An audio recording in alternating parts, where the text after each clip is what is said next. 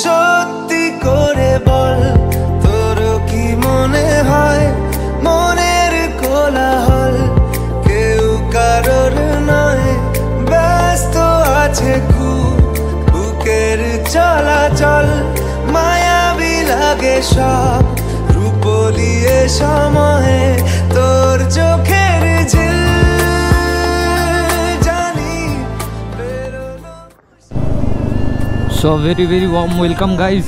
আর কালকে রাত্রে আমরা সারাহান থেকে 30 কিলোমিটার দূরে ছিলাম অ্যাপ্রক্স, আর আজকে আমরা এনি হাউ মানালি ঢুকবো। গাড়ির অবস্থা দেখতে পাচ্ছ, পুরো ধুলো হয়ে গেছে, কেননা সারা রাত গাড়ি হাইওয়ের পাশে রাখা ছিল। হাইওয়েতে খুবই ধুলো ছিল, আর সারাক্ষণ লরি যাতায়াত করে, সেই জন্য ধুলো ছড়াচ্ছিলও খুব।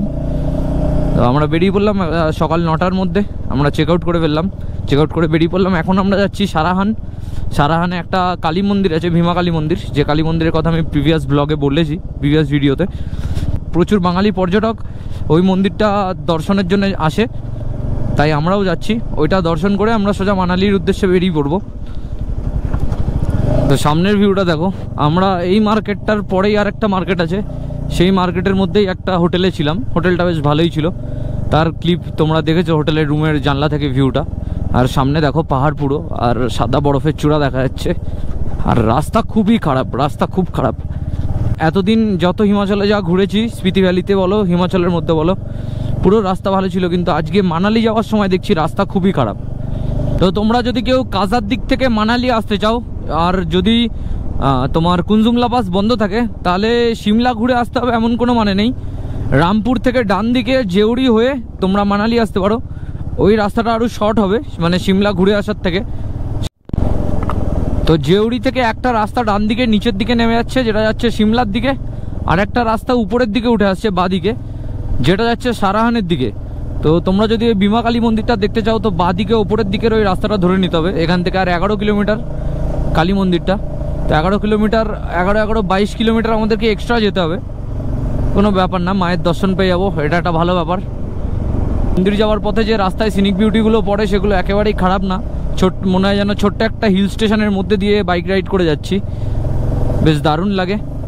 আমাদের নর্থ বেঙ্গলের মতো ভাইব আছে খানিকটা এইখানটা, বেশ সুন্দর লাগছে এখান দিয়ে বাইক চালিয়ে যেতে। তো চলে এসেছি আমরা সারাহানের কালী টেম্পলে, আর এখানে প্রচুর বাঙালি ট্যুরিস্ট থাকে। এইটাই সম্ভবত টেম্পল।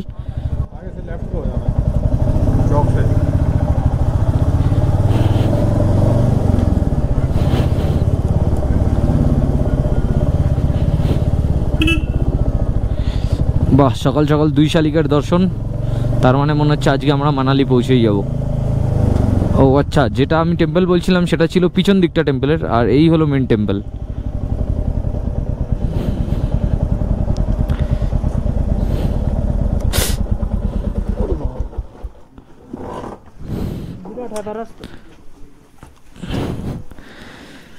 জায়গাটা বেশ ভালো, যেখান দিয়ে আসলাম জায়গাটা পুরোটাই ভালো, পুরো সারাহানটাই ভালো, দেখতে সুন্দর, খুব পরিষ্কার, কালিম্পং টাইপের অনেকটা, একদমই তাই, নর্থ বেঙ্গল টাইপের।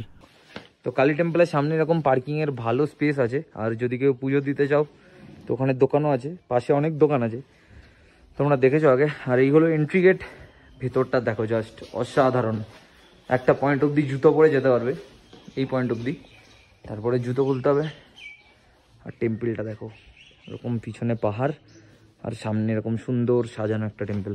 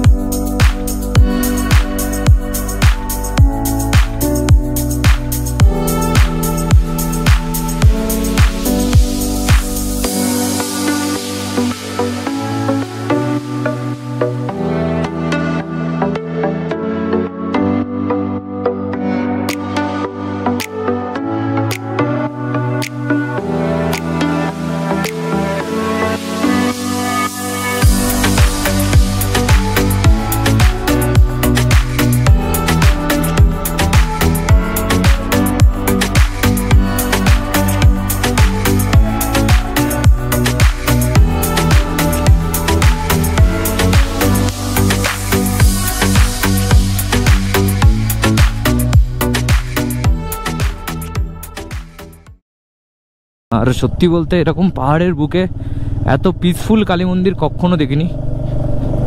পুরো মন ভরে গেছে মন্দিরটা দেখে। সব জায়গার তো ফটো ভিডিও করা সম্ভব হয় না, কেননা ফোন নিয়ে মেন টেম্পলে ঢুকতে দেয় না।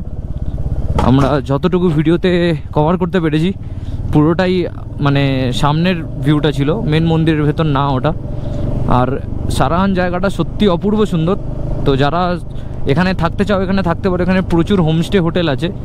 আর আমি যতদূর জানি সম্ভবত ওই মন্দিরেও কথা বললে থাকতে দেয়, তো সে বিষয়ে শিওর না, যেহেতু আমি ওরকম কিছু জিজ্ঞাসা করিনি বা আমি থাকিনি। বাট এই জায়গাটা খুবই সুন্দর জায়গা, পুরো আমাদের ভাইব একদম নর্থ বেঙ্গলের মতো, ভালো লাগবে আশা করি। একটা জিনিস যেটা প্ল্যান ছিল কিন্তু হলো না, সেটা হলো মুদ ভিলেজ অর্থাৎ পিন ভ্যালি যেটা, সেইটা বন্ধ। সেটা আমরা ভেবেছিলাম যে খোলা থাকবে, বাট সেটাও বন্ধ ছিল। সেটা প্রিভিয়াস ভিডিওতে তোমরা দেখতেই পেয়েছো। এটাই হলো ব্যাপার, যে যদি কাজা টু মানালি যেতে চাও, মানে মানালিও যদি তোমাদের প্ল্যানের মধ্যে রাখতে চাও, তাহলে উইন্টার স্পিতি না করাই ভালো। জুন জুলাই মাসের দিকে হলে কাজা টু মানালি 150 কিলোমিটারের মধ্যেই কমপ্লিট হয়ে যেত। সেখানে আমাদের যেহেতু আমরা উইন্টার স্পিতি রাইড করছি, সেই জন্য আমাদের পুরো 500 কিলোমিটার ঘুরে মানালি যেতে হচ্ছে। কালকে 250 এসেছিলাম, আর আজকে 250 গেলে তারপরে আমরা পৌঁছবো মানালি।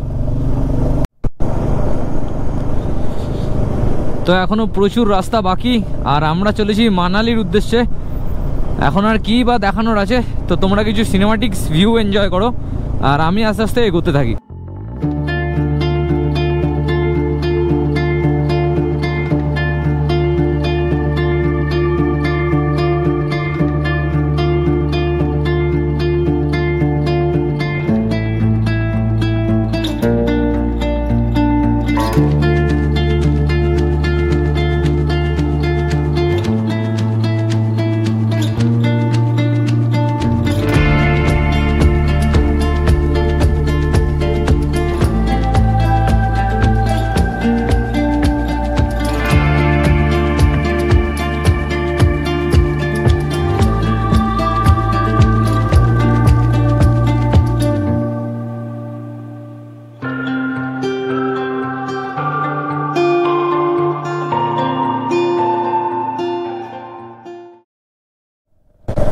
তো প্রচণ্ড খিদে পেয়ে গেছিলো, একটা জায়গায় দাঁড়িয়ে, একটা ছোট্ট ধাবায় দাঁড়িয়ে 50 টাকা প্লেটে রুটি আর সবজি খেয়ে নিলাম, বেশ দারুণ লাগলো খেতে।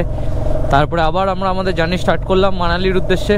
তো একটুখানি টাইমের ফারাকের মধ্যে পুরো গরম জায়গা থেকে বরফের মধ্যে চলে আসলাম। আর এই জায়গাটা হলো জলোরি, বেশ ফেমাস দেখছি ট্যুরিস্ট স্পট হিসেবে।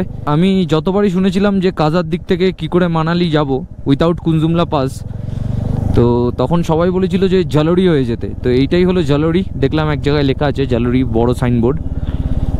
তো চারিদিকে বরফ এখানেও দেখছি, আর খুবই ঠান্ডা এখানে।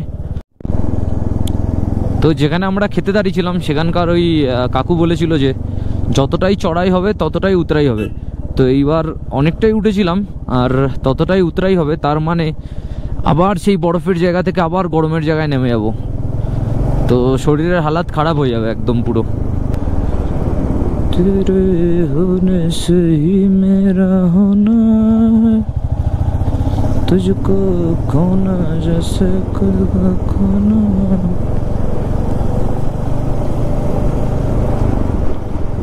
আর এই পাহাড়ের হাইওয়ে বলে একটু পরিবেশটা একটু নরম আছে, যার জন্য রাইড করতে ভালো লাগছে। ও সামনের লুকটা দেখো গাইস, জাস্ট অসাম লুক। আর এখান থেকে কুলু আর মাত্র 23 কিলোমিটার দূরে, তারপরে 23 কিলোমিটারের পরে আরো 40 কিলোমিটার অ্যাড করলে চলে আসবে মানালি।